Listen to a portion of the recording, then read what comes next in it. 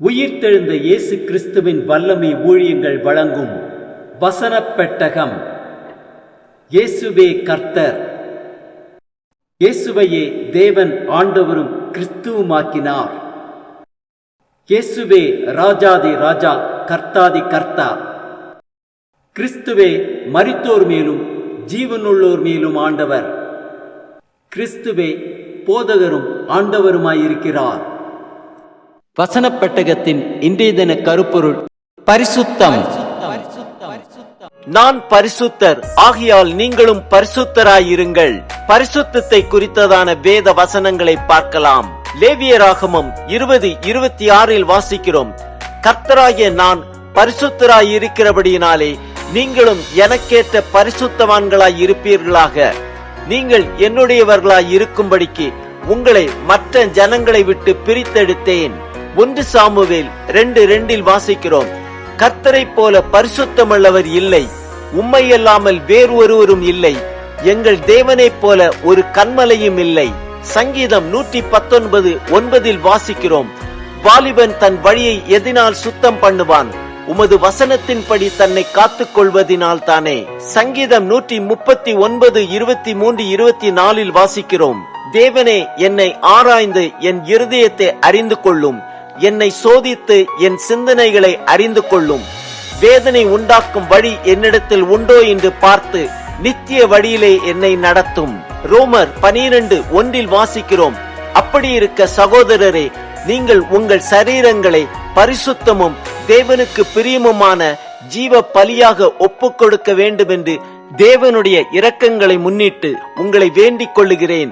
இதுவே நீங்கள் செய்யத்தக்க புத்தி உள்ள ஆராதனை. ரோமர் 6:22 வாசிக்கிறோம், இப்பொழுது நீங்கள் பாவத்தினின்று விடுதலையாக்கப்பட்டு தேவனுக்கு அடிமைகளானதினால் பரிசுத்தமாகுதல் உங்களுக்கு கிடைக்கும் பலன், முடிவோ நித்திய ஜீவன்.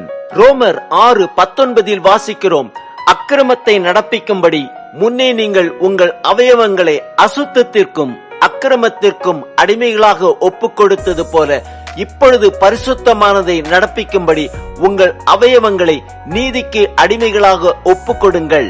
2 கொரிந்தியர் 7:1 வாசிக்கிறோம், பிரியமானவர்களே, மாம்சத்திலும் ஆவியிலும் உண்டான எல்லா அசுசியும் நீங்க நம்மை சுத்திகரித்துக் கொண்டு பரிசுத்தமாகுதலே தெய்வ பக்தியோட பூரணப்படுத்த கடவோம். எபேசியர் 5:3 வாசிக்கிறோம், மேலும் பரிசுத்தவான்களுக்கு ஏற்றபடி வேசித்தனமும் மற்ற எந்த அசுத்தமும் பொருளாசையும் ஆகிய இவைகளின் பேர் முதலாய் உங்களுக்குள்ளே சொல்லப்படவும் கூடாது. பிலிப்பியர் 2:5 வாசிக்கிறோம், கிறிஸ்து இயேசுவில் இருந்த சிந்தையே உங்களிலும் இருக்க கடவது.